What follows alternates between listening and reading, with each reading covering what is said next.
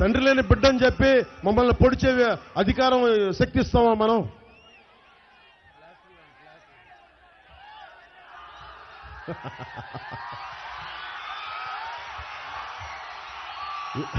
వాళ్ళ మంత్రులు ఎలా తయారయ్యారంటే ఇక్కడ తగిలితే దెబ్బ ఇటు ప్లాస్టర్ వేసుకొని రెండో రోజు ఇక్కడ వేసుకుంటున్నారు. ప్రతి ఎన్నికలకి కోడికత్తి అంటారు, ఇంట్లో మర్డర్ అయిపోద్ది, చంపేస్తారు, మళ్ళీ ఎదుటోళ్ళ మీద తోస్తాడు.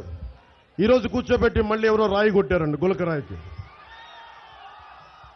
అంటే వీళ్ళకి అర్థం కాంది, ముఖ్యమంత్రికి తగిలితేనే దెబ్బ, జగన్కి తగిలితేనే దెబ్బ.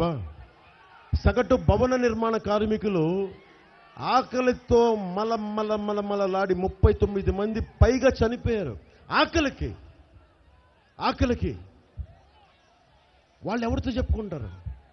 భవన నిర్మాణ కార్మికుడు ప్రాణం కంటే నీ గులకరాయి దెబ్బ ఎక్కువ నీకు. పాపం మన తెనాలి సభలో చెప్పాను, అమర్నాథ్ అని గౌడ కులానికి చెందిన 15 ఏళ్ళ కుర్రవాడు. నాకు నిజంగా కులం చెప్పడం ఇష్టం లేదు.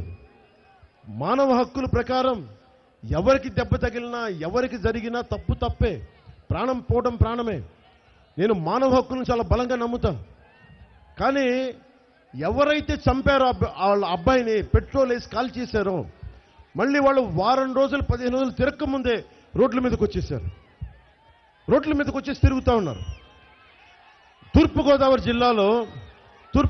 జిల్లాలో పత్తిపాడు నియోజకవర్గంలో దాదాపు అక్కడ ఉన్న ఎమ్మెల్సీ తన దగ్గర పనిచేసే ఒక దళిత డ్రైవర్ని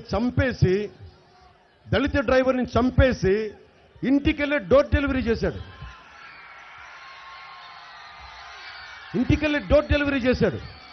ఎలాంటి అడాసిటీ, అడాసిటీ అంట.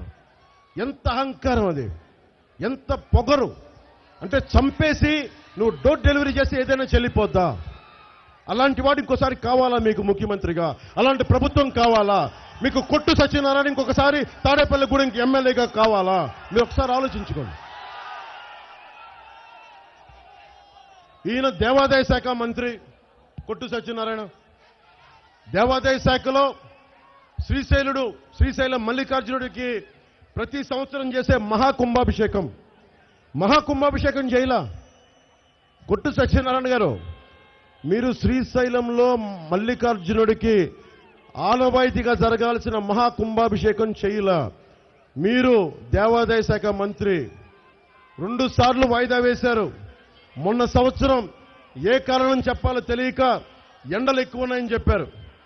ఎందుకు ఇవన్నీ చేశారంటే దక్షిణాయనంలో శ్రీశైలం మల్లికార్జునుడికి మహాకుంభాభిషేకం చేస్తే జగన్కి పదవీ గండం ఉందని చెప్పి ఈ పెద్ద మనిషి శ్రీశైలం మల్లికార్జునుడికి మహాకుంభాభిషేకం చేయాల. శివుడు 3వ కన్ను తెరిస్తే మాడి మసి అయిపోతారు, గుర్తుపెట్టుకోండి. మీరు మాడి మసి అయిపోవడం ఖాయం.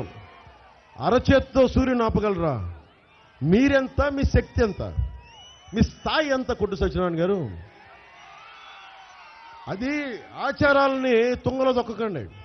మీరు చేసిన దానికి నేను చెప్తున్నా, ఇది జ్యోతిష్యమే చెప్తున్నా, మీరు సర్వనాశనం అయిపోతారు. శివుడికి మహాకుంభాభిషేకాన్ని పక్కన పెట్టారు. దానివల్లే మీ ప్రభుత్వం పోవటం 100% ఖాయం.